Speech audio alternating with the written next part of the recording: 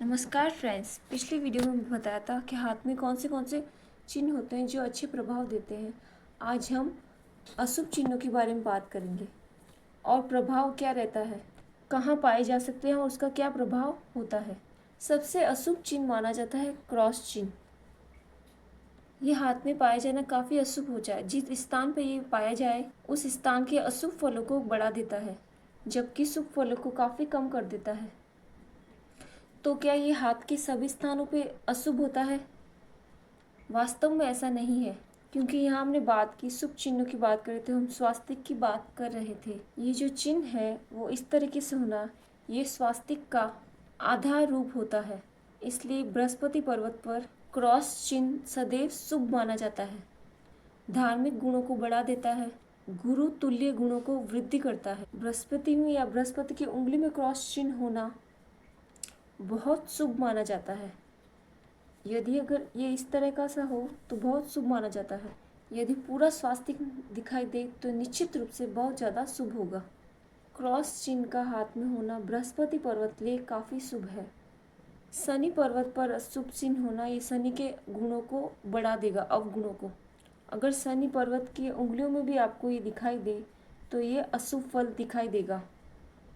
यहाँ होने पर आत्मिक प्रभाव दिखाई देगा, यहाँ होने पर व्यावसायिक, यहाँ होने पर भौतिक प्रभाव दिखाई देगा।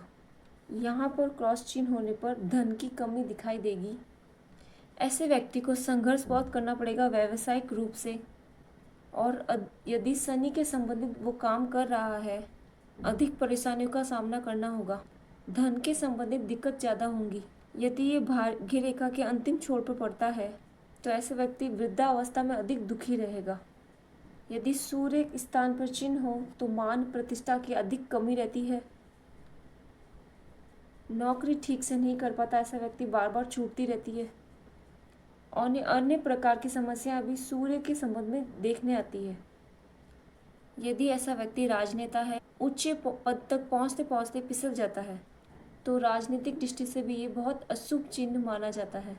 यदि बुध के स्थान पर चिन्ह हो तो ये व्यापारिक दृष्टि से बुरा है, बौद्धिक दृष्टि से बुरा है, शिक्षा में बाधाएं पैदा करता है, वैज्ञानिक दृष्टिकोण जो है उसमें बाधा पैदा करता है, व्यापार में काफ़ी हानि करता है। ऐसा व्यक्ति जल्दी उलझ जाता है अपनी बातों में।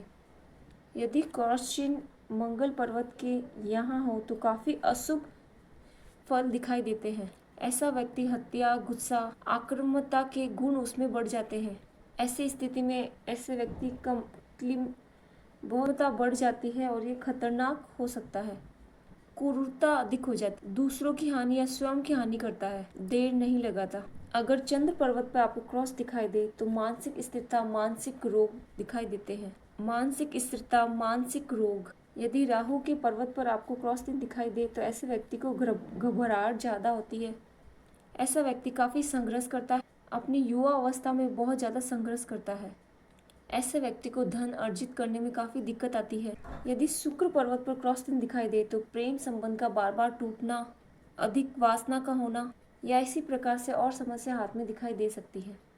निम्न मंगल पर क्रॉस चिन्ह होना आत्मविश्वास की कमी पैदा कर सकता है, वैवाहिक जीवन में समस्या पैदा कर देगा, और ऐसे अक्सर स्त्रियों के हाथ में हो तो काफ़ी समस्या पैदा हो सकती है। अंगूठे में क्रॉस चिन्ह आपकी अभिव्यक्ति को प्रभावित करता है। यहाँ है तो तर्क शक्ति को, और जबकि यहाँ है बौद्धिक जो गुण है उसमें कमी पैदा करता है। तो ये भी एक समस्या है, साथ साथ देखने को मिलेंगी। तो ये हमने बात की क्रॉस चिन्ह के बारे में। यदि आपको किसी के हाथ में दीप का निशान दिखाई दे, और यव चिन्ह और दीप में अंतर होता है। यव चिन्ह ऐसा होता है, दीप ऐसा होता है। यव चिन्ह के आगे पीछे कोई रेखा नहीं होती है और दीप के आगे पीछे रेखा होती है। यदि आपको ऐसे रेखा दिखाई दे, आगे पीछे लाइन, तो उसे हम दीप चिन्ह कहते हैं। जिससे भी रेखा में होना अशुभ माना जाता है। जिस भी स्थान पे होगा उसके स्थान को, गुणों को कम करेगा। जिस भी रेखा में होगा उस समय पर अशुभ संकेत दिखाई देंगे। यदि मस्तिष्क रेखा में एक दीप चिन्ह दिखाई दे तो उस अवस्था में आकर सर के कुछ संबंधित समस्या आ सकती है। डिसीजन मेकिंग में दिक्कत होगी। ऐसे व्यक्ति की निर्णय क्षमता उस टाइम बहुत प्रभावित होगी। बार बार सिर दर्द की समस्या पैदा करेगा। यदि बीच में से भाग्य रेखा जा रही है तो उसके निर्णय लेने पर उसको काफ़ी समस्या पैदा हो सकती है। इसी प्रकार से हृदय रेखा में दीप चिन्ह हो तो काफ़ी दुख उसको देखना पड़ेगा। दीप कहीं भी दिखाई दे, किसी भी रेखा में दिखाई दे, उस रेखा के गुणों को कम करेगा, उस रेखा के गुणों को उस समय के लिए काफ़ी प्रभावित करेगा। ये दीप स्थायी नहीं होते, कभी कभी रेखाओं में तो सदैव रहते हैं, कुछ रेखाओं में पैदा होते और मिटते रहते हैं। जब ये पैदा हो रहे तो समझ लीजिए कि उस समय भविष्य में समस्या आने वाली है। जब ये आपको धुंधले दिखाई दे तो समझ लीजिए कि इसका प्रभाव जा चुका है और भविष्य में इसका प्रभाव कम हो जाता है अगर ये धुंधले दिखाई दे तो।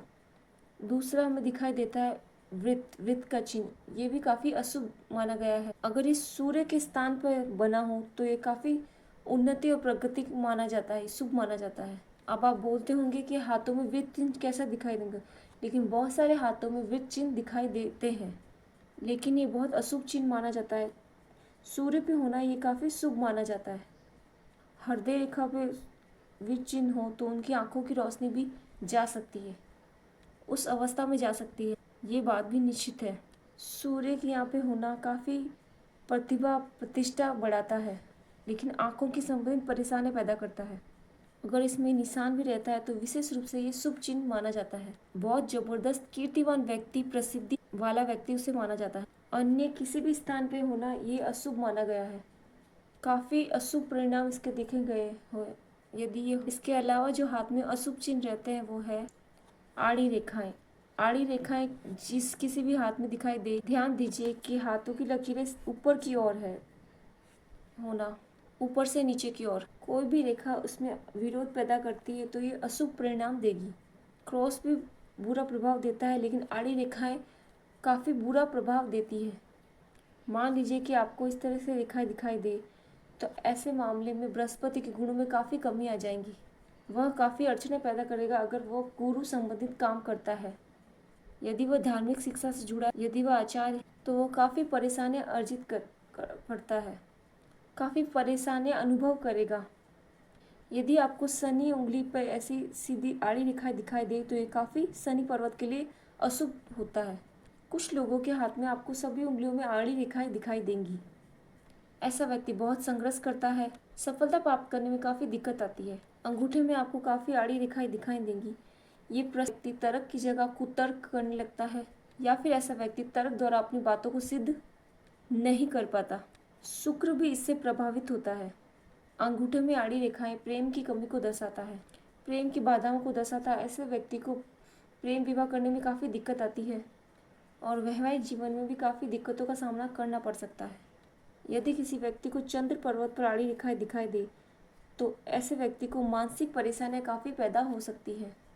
यदि वो चंद्र संबंधित कार्य कर रहा है, जल वाले कार्य, तो काफ़ी दिक्कत आएगी। ऐसे व्यक्ति को विदेश यात्रा में काफ़ी दिक्कत आती है, विदेश जाने में काफ़ी दिक्कत आती है। हालांकि ये विदेश रेखा नहीं है, ये यहीं पे ही विदेश रेखा पाई जाती है। जब मैं आपको अलग से वीडियो दिखाऊंगी तब आपको विदेश रेखा के बारे में बताऊंगी। लेकिन ये आड़ी रेखा विदेश रेखा नहीं है, वो बहुत छोटी छोटी रेखाएं होती हैं जो अवरोध पैदा करती है। यदि बुध के स्थान पे आपको आड़ी रेखाएं दिखाई दे तो ऐसा व्यक्ति व्यापार में काफ़ी संघर्ष करता है, सफलता व्यापार में नहीं मिलती आसानी से। यदि आपको शुक्र पर्वत पर आड़ी रेखाएं दिखाई दे तो ये मानसिक प्रभाव दिखाती है। ये रेखाएं मानसिक तनाव, काफ़ी दिक्कत आएंगी। अधिकतर आपको हाथ में शुक्र पर्वत आड़ी रेखाएं दिखाई देती है। मानसिक चिंता, मानसिक तनाव दिक्कत होती है। ऐसे व्यक्ति अधिक तनाव का सामना करना पड़ता है। छोटी छोटी प्रॉब्लम, छोटी छोटी समस्या ज़्यादा आती रहती है। इनका अर्थ अधिक बुरा नहीं है। यदि ये रेखा आगे बढ़कर जीवन रेखा को काटे तो घटनाएं बड़ी होंगी, इतनी बड़ी होंगी कि आपको जीवन में याद रहेगी कि उस वर्ष में आपको इतनी बड़ी परेशानी हुई थी। यदि ये क्रॉस नहीं करती और हथेली पे महीन महीन रेखाएं हैं तो ये अशुभ संकेत है, लेकिन बहुत अधिक अशुभता नहीं। ये मानसिक चिंताएं, मानसिक तनाव, प्रेम के संबंधित दिक्कत होती है और आकर्षण का भी संकेत देती है। यदि आपको हथेली पे दाग या धब्बा दिखाई दे तो ये काफ़ी अशुभ चिन्ह माना जाता है। किसी भी रेखा पर दाग दिखाई देना बुरा है। यदि ये दाग अधिक गहरा है, गड्ढा है, दो तरह का है, एक धब्बा और एक गड्ढा, दो तरीके से बात करते हैं हम। अगर ये बृहस्पति पर्वत तक है तो धार्मिक ग्रंथों में ये मानवीय धार्मिक चीज़ों में मान में हानि कर सकता है ये धब्बा। ऐसे व्यक्ति को धार्मिक कार्य करते समय हानि हो सकती है। ऐसे व्यक्ति को धार्मिक कार्य करते समय मान की हानि हो सकती है जिनके बृहस्पति पर्वत धब्बा हो। बार बार लोग क्रेडिट नहीं देते, बहुत अच्छा कार्य करने पर भी क्रेडिट नहीं मिलता है, ये करना पड़ सकता है। यदि शनि पर्वत पर गड्ढा हो तो बार बार घाटा हो सकता है, बार बार आर्थिक हानि का संकेत होता है। साथ साथ शनि पर्वत पर धब्बा होना मानसिक कारणों का भी संकेत दे सकता है। सूर्य पर धब्बा निश्चित रूप से सम्मान में कमी करेगा, सरकारी नौकरी में काफ़ी हानि कर सकता है। बुध पे अगर धब्बा हो तो व्यापार में काफ़ी हानि करेगा। धब्बा जिस स्थान पे होगा उसी तरह का प्रभाव देगा। सबसे पहले आपको पर्वतों के भाव समझने होंगे, पर्वतों के प्रभाव समझने, फिर उस स्थान पर अशुभ फल बढ़ा देगा और अगर शुभ चिन्ह है तो शुभ फल को बढ़ा देगा। गड्ढा होना किसी भी स्थान पर बुरा है। यदि आपको किसी की व्यक्ति की जीवन रेखा पर क्रॉस चिन्ह दिखाई दे रहा है, इसी प्रकार से मस्तिष्क रेखा पर आप दीप क्रॉस दिखाई दे, इसी प्रकार से आपको हृदय रेखा पर भी ऐसे अशुभ चिन्ह दिखाई दे, ऐसी अवस्था में हम कहेंगे कि ऐसी अवस्था में इंसान को व्यक्ति को काफ़ी हानि पहुंचती है। इसे आर्थिक नहीं बल्कि शारीरिक हानि का सामना करना पड़ सकता है। यदि अन्य संकेत शुभ ना हो तो ये मृत्यु का संकेत भी हो सकता है। अक्सर लोग ये समझते हैं कि जल्दी मृत्यु होगी तो हाथ में रेखाएं छोटी होंगी, पर ये निश्चित बात नहीं है। आपको ऐसे भी हाथ मिलेंगे जिसमें जीवन रेखा है ही नहीं, लेकिन ऐसे लोग 70 वर्ष तक जी रहे हैं जिनकी जीवन रेखा है ही नहीं।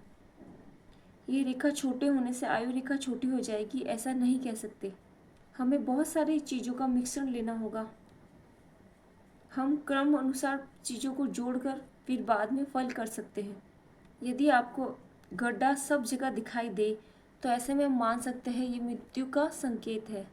ऐसे व्यक्ति को शारीरिक हानि हो सकती है और अन्य लक्षण शुभ नहीं है तो जीवन की हानि भी हो सकती है। यदि उंगलियों में है तो वैसे ही परिणाम देते हैं और हथेली की जीवन रेखा पर हो राहु रेखा, ऐसे व्यक्ति के जीवन में बार बार अवरोध पैदा होते हैं और वो तरक्की नहीं कर पाता। जब भी वो कोई कार्य करता है उसे कार्य में बहुत बाधा आती है। ऐसा व्यक्ति हर काम में अड़चनों के कारण परेशान रहता है, काफ़ी संघर्ष उसे करना पड़ता है क्योंकि संघर्ष में सफलता की दृष्टि से ऐसे व्यक्ति के पास ये जो आड़ी रेखाएं हैं ये उनसे आसानी से सफलता उनके हाथ में नहीं आने देती।